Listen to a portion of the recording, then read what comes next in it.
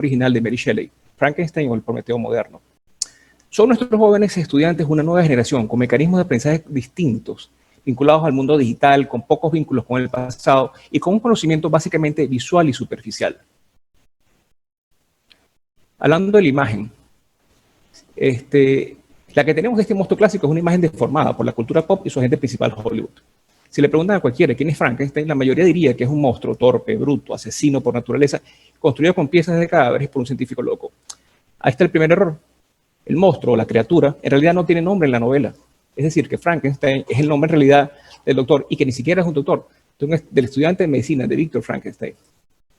Hay muchos monstruos, hay muchas versiones del monstruo.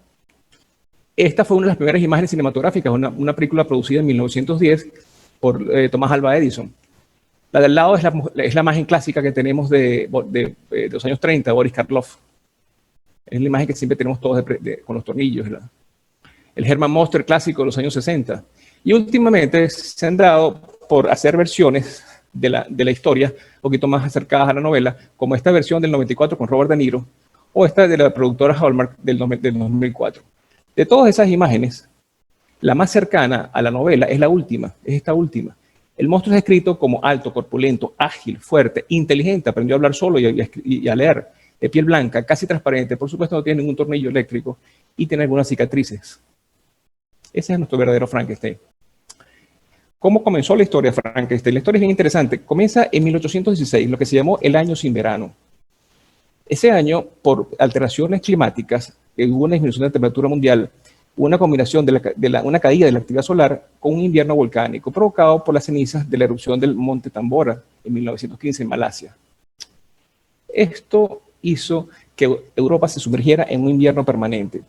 Y el inesperado mal tiempo reinante, frío, húmedo y lluvioso, confinó a orillas del lago de Ginebra, en Le Mans, en una hermosa residencia de la villa de Diodati, que todavía existe. Estas son las imágenes de Google de la villa, a 5 jóvenes. El joven poeta Percy Shelley, su amante Mary Godwin, el gran poeta inglés George Gordon Byron, Lord Byron, el mayor poeta romántico de habla inglesa, admirador de Bolívar y de Páez, a su amante Claire, hermanastra de Mary, el joven médico personal de Lord Byron, John Polidori. Pasaba las noches leyendo historias de terror de la mitología alemana y propone un concurso para ver quién escribe la historia más terrorífica. Polidori escribe una novela corta llamada El vampiro, que sirvió como antecedente a Bram Stoker. Pero fue la joven Mary Godwin, Mary Wollstonecraft, que posteriormente, cuando muera la esposa del poeta Shelley, se casa con Shelley y toma el nombre de Mary Shelley, la gran ganadora.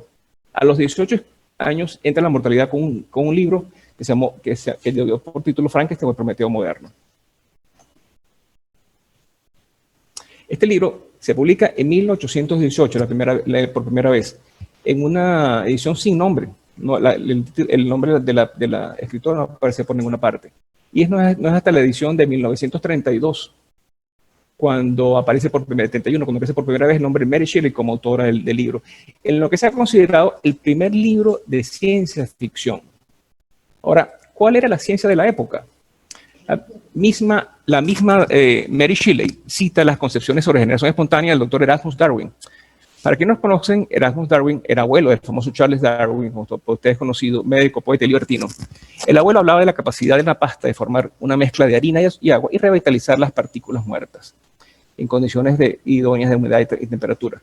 Todavía Pasteur no había hecho su trabajo.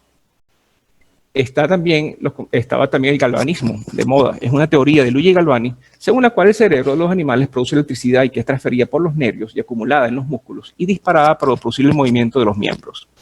A partir de 1791, con su libro De Viribus Electricitatis in Motu Musculari Commentarius, el fenómeno galvánico se hizo público y conocido en todo el mundo con espectáculos y comenzó a ser estudiado por gran cantidad de científicos de la época. Son los famosos experimentos con sapos y electricidad que hicimos en fisiología.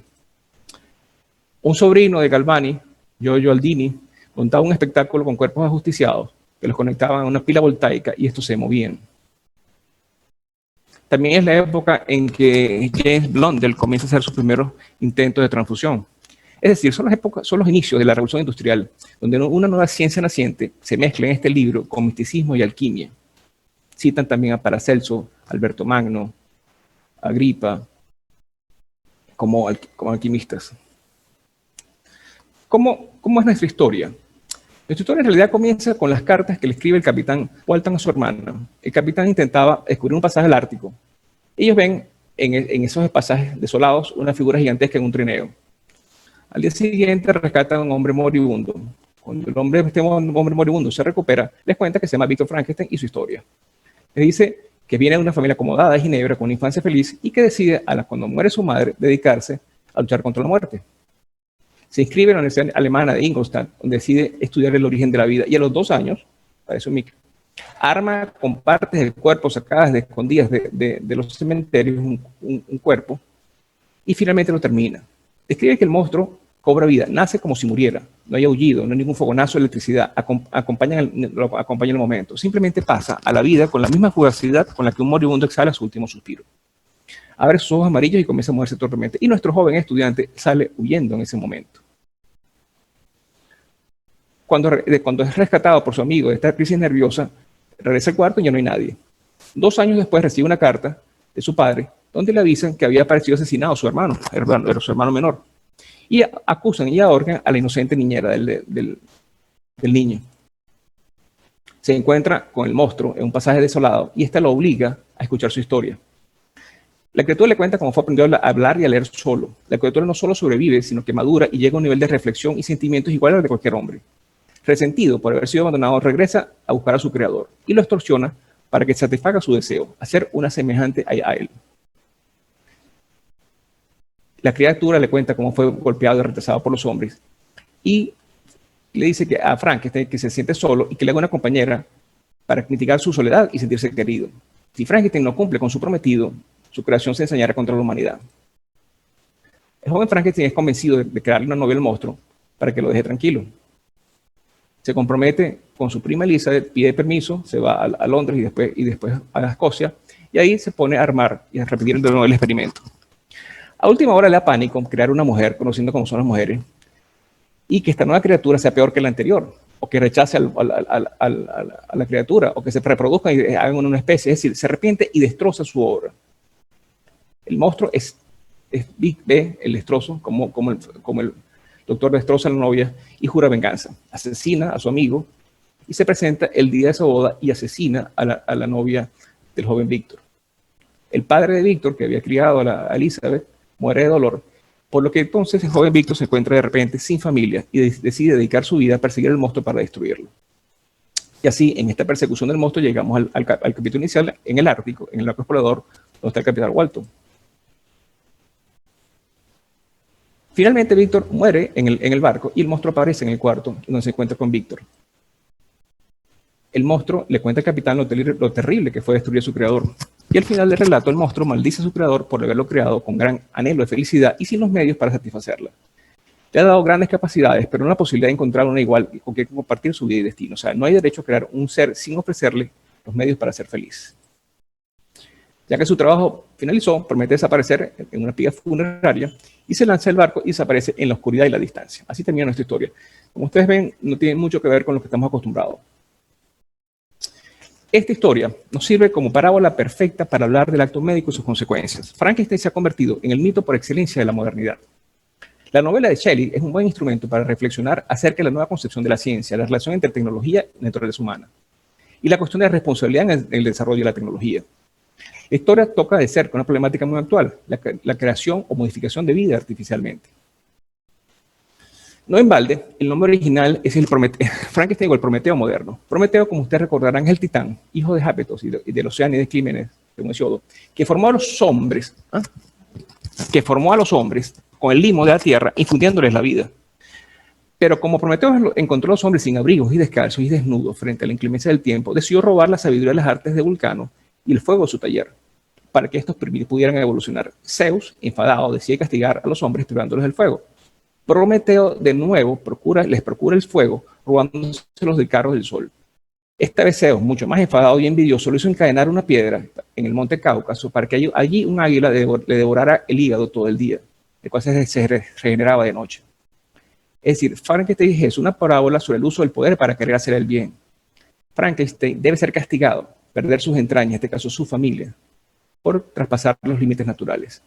Es la historia de cómo el codiciado desarrollo tecnocientífico puede acabar con el hombre y nos advierte nuestra responsabilidad para con nuestras creaciones y sus efectos, y cómo una tecnología autónoma e incontrolada puede hacer daño a nuestro destino.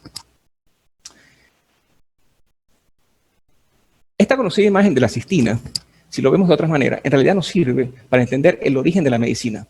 La medicina se origina en el acto de tender una mano al hombre herido, en hacer el bien. No cuesta mucho imaginar a un hombre del Paleolítico herido y a otro tendiéndole la mano para ayudarlo. Y si bien es cierto que es una ocupación con mucho prestigio social, Dios está rodeado de mujeres. Para ese hombre tendido, el médico es la puerta a la esperanza. La medicina luego se encargó de buscar la ciencia y la técnica para hacer mejor su labor. Como todos sabemos, la iconografía de Dios Padre en el Renacimiento tomó la imagen del Zeus de Fidias. Y bueno, ya sabemos que tenemos cirujanos como Zeus y el Olimpo en sus quirófanos. Y es que a veces, si las cosas salen bien, hacemos pequeños milagros. Sin embargo, como dice el tío Ben, el tío de Spider-Man, los grandes poderes vienen con grandes responsabilidades. Todo el poder que le da la profesión debe ser limitado y usado con responsabilidad. En la relación médico-paciente, el misterio de la vida se entrelaza con la magia de la muerte. Y la responsabilidad moral de los médicos ante la sociedad ha existido siempre, porque el médico desempeña unas funciones tan graves y trascendentales que el ejercicio de la medicina no puede compararse con ninguna otra de las profesiones liberales. Ninguno tiene en sus manos la vida y la honra de sus pacientes. El maestro Racetti está bien claro. La medicina no es un oficio, sino la más noble profesión cercana al sacerdocio y cuyo único objetivo es hacer el bien. Y todo lo que pueda desvirtuarnos de la práctica del bien es inmoral.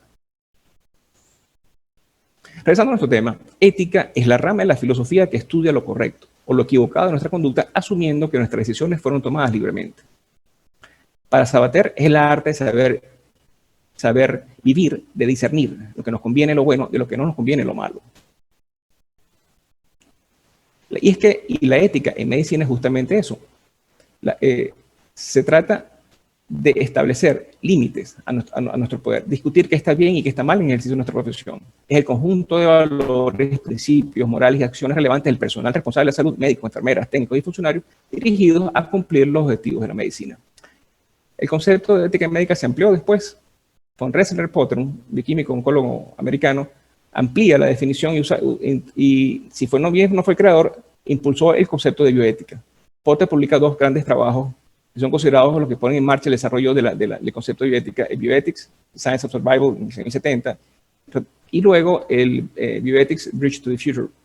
Lo explica. Lo define como la disciplina que estudia los aspectos éticos de la medicina y la biología en general, así como las relaciones del hombre con los seres humanos. Es una propuesta para crear una disciplina que integrará la biología, la ecología, la medicina y los valores humanos. A mí, sin embargo, la definición que me gusta es la de Albert Schweitzer. La ética no es otra cosa que reverencia por la vida. Para aquellos jóvenes que no conozcan a Albert Schweitzer, es un médico, filósofo, teólogo, músico alemán, franco-alemán, que hizo lo contrario a lo que están haciendo muchos médicos venezolanos. Migró de la Alemania desarrollada al África pobre y subdesarrollada. Construyó un hospital para los más necesitados. Fue, por cierto, premio Nobel en el 52. La ética médica se le describen 4 principios básicos. El principio de la beneficencia, obligación de actuar en beneficio del otro, promoviendo sus legítimos intereses y suprimiendo prejuicios. El principio de la autonomía, y que la autonomía expresa la capacidad para darse normas o reglas a uno mismo sin influencias de presiones, pues las preferencias y los valores del enfermo son primordiales desde el punto de vista ético y suponen que el objetivo del médico es respetar esta autonomía porque se trata de la salud del paciente. El principio de autonomía tiene un carácter imperativo y debe respetarse como norma. Y en el ámbito médico, el consentimiento informado es la máxima expresión de este principio de autonomía, constituyendo un derecho del paciente y un deber del médico.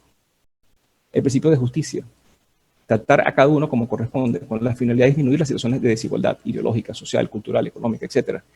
En nuestra sociedad, aunque en el ámbito sanitario la igualdad entre los hombres es solo una aspiración, pretende que al menos todos seamos menos desiguales. Y por último, el principio de no abstenerse de intencionar actos que puedan causar daño o perjuicio a los otros. Es un imperativo ético válido para todos, no solo para el ámbito medio médico, sino para todos los sectores de la vida humana. El análisis de este principio va de la mano del principio de beneficencia, para que prevalezca siempre el beneficio sobre el prejuicio. El maestro agregaba a estos principios cualidades: la gratitud, la filantropía, la moralidad, la discreción. A diferencia del Gregory House de las series que ven nuestros muchachos, Rossetti sostiene que es mejor ser honrado que sabio. Todo este conjunto de valores tiene su origen en el famoso juramento hipocrático. Juramento hipocrático. Y hablando de juramentos, no podía dejar de mostrarles a nuestros jóvenes el hermoso juramento de Rossetti y lo emocionante que es proclamarlo bajo las nubes de Cálder el día de su graduación de médicos. El llamado apóstol de la medicina, cuyos restos reposan en el panteón justamente por un hermoso libro llamado Moral Médica. Regresando a nuestro tema, ¿qué hizo mal el joven Frankenstein? Jugar a ser Dios. Podemos ver en la figura del monstruo la advertencia de un peligro indefinible, pero quizás no lejano, generado por la ambición y la curiosidad científica. Pero ¿es malo querer ir más allá? ¿Fue un error tratar de crear vida? ¿Cómo podemos realizar, en realidad, anticipar las innovaciones? Y es malo querer jugar con las fuerzas de naturaleza hasta ahora desconocidas. Hoy tenemos la posibilidad de manipular el material genético, de tal manera que podamos eliminar aquellos genes que nos acarrearían ciertas enfermedades congénitas. Eso es una falta de ética. Es antinatural hacer trasplantes. Los pioneros de muchas prácticas médicas consagradas, transfusiones, trasplantes, inseminación, fueron catalogados como doctores Frankenstein. No sabemos hasta dónde va a llegar la ciencia moderna. Lo que parece impulsar a la mayoría de los críticos contemporáneos que invocan a no jugar a Dios no es una objeción religiosa o moral para que los seres humanos no desempeñen el papel de creadores, sino un temor a las consecuencias sociales involuntarias de los descubrimientos científicos y las nuevas tecnologías. Tal temor, con muchos ejemplos históricos, ciertos productos químicos usados como arma o para contaminar, medicamentos que salvan solamente las vidas de los ricos, experimentos poco éticos como el estudio de sífilis, es cierto. Pero instar a no jugar a ser Dios transmite una desconfianza hacia los científicos y critican su arrogancia frente al poder y la imprevisibilidad de la naturaleza. Harari en este punto tiene otra visión de la historia. Nos dice que nos gusta a los humanos contar la historia de Frankenstein, un monstruo terrible tiene que ser destruido para poder salvarnos, porque esa es la manera en que los sapiens asumimos que somos los mejores seres y que nada será mejor que nosotros, porque aunque nuestro cuerpo pueda ser mejorado, el espíritu humano no se puede tocar. Sin embargo, es importante entender los límites de nuestro oficio, es vital. Afirmamos con Rossetti que podemos dominar el dolor, retrasar la muerte, pero no dominarla. Y la muerte, porque la muerte es definitivamente una consecuencia fatal de la vida, por lo menos hasta ahora. El segundo pecado, el primer pecado, diría yo, trabajo solo y aislado y escondidas. El acto médico, si bien es cierto, no es un accionar solitario. Es personal, sí, pero no solitario. En medicina es indispensable la jerarquía médica. La jerarquía médica es esa que nos dice que tenemos maestros que respetar y discípulos que enseñar y que nunca se acaba. Por eso en su servicio hay un jefe, unos adjuntos, unos residentes y unos internos. Siempre tendrán médicos mayores a quien pedir consejo y más jóvenes a quienes orientar.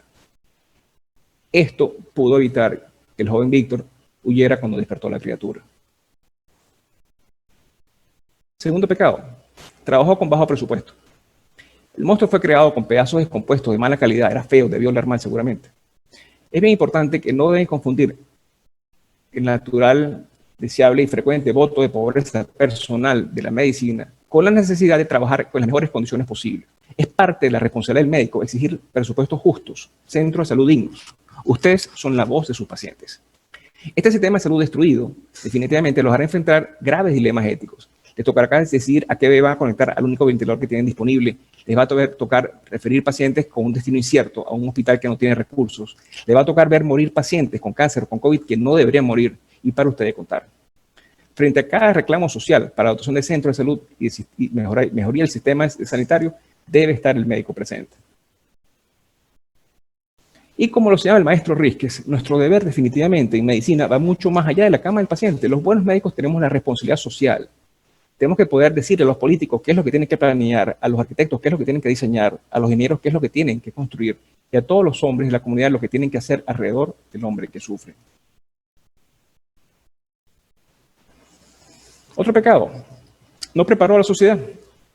Nadie preparó a la sociedad para tolerar la fealdad del monstruo. El monstruo fue dejado solo, fue golpeado, fue expulsado de todas partes, rechazado. Una creciente sensibilidad social y preocupación política por las consecuencias negativas de la ciencia y la tecnología está fuera de control. Es lo que se ha llamado el síndrome de Frankenstein, en referencia al temor que las mismas fuerzas utilizadas por el ser humano para controlar la naturaleza se vuelvan contra nosotros destruyendo a la humanidad.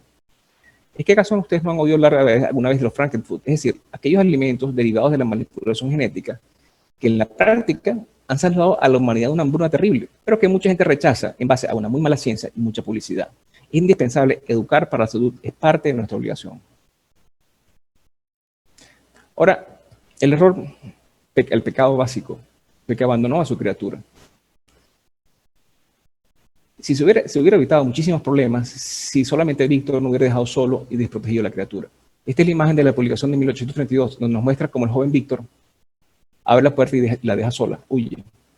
La actitud del doctor Frankenstein es la de desentenderse de algo a lo que ha dado vida. La novela de Shelley es una novela básicamente y sobre todo sobre el abandono. Ese mismo problema lo van a tener ustedes cuando no salgan bien una cirugía, cuando el paciente no mejore como ustedes esperaban y no le den la cara a la familia o al paciente.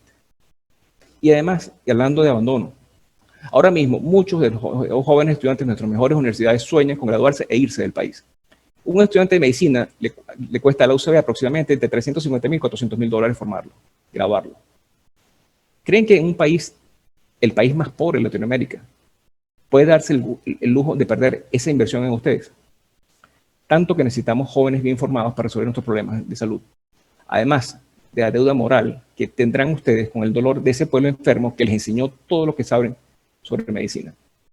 Recuerden acompañar y no abandonar al paciente pueblo para evitar que crezca el verdadero monstruo social en que se ha convertido por desasistido, pobre y hambriento. Para ustedes, los jóvenes que se queden y a trabajar en estos duros hospitales, cuando piensen que no vale la pena, recuerden lo que decía Schweitzer. Decía, un hombre solo puede hacer lo que está a su alcance, pero si él hace eso cada día, podrá dormir bien por las noches, y el día siguiente continuará haciendo lo que está a su alcance. Alguien tiene que hacer este trabajo, y con gusto. Recordar que no hay que trabajar y educar para la desesperanza. Si se piensa que el mundo es un desastre, que todos los políticos son corruptos, que el régimen es omnipotente y que nunca saldremos de él, que todo esté perdido, crearemos una sociedad de pesimistas, cómodos, que se dedicarán a sobrevivir y culparán de todos los males a la situación cósmica que les ha tocado soportar. Así que, jóvenes amigos, la medicina es una ruda y difícil decisión de vida que debemos tomar y amar conscientes de que es la más complicada y difícil de las ciencias, pero a la vez la más humana. A veces las cosas van a salir bien y tendrán el agradecimiento de sus pacientes, pero otras veces no saldrán tan bien y les sorprenderá una ingratitud. Pero deben recordar que en este oficio la única recompensa válida es la íntima satisfacción de saber que se procuró hacer el bien. El éxito verdadero consiste en hacer de sus vidas un proyecto lleno de propósitos con significado, que usen lo aprendido para hacer una diferencia en la vida de los demás. La frase clásica, que si no la conocen deben memorizarla, curarán a veces, aliviarán a menudo, pero siempre, siempre deberán consolar. Muchísimas gracias.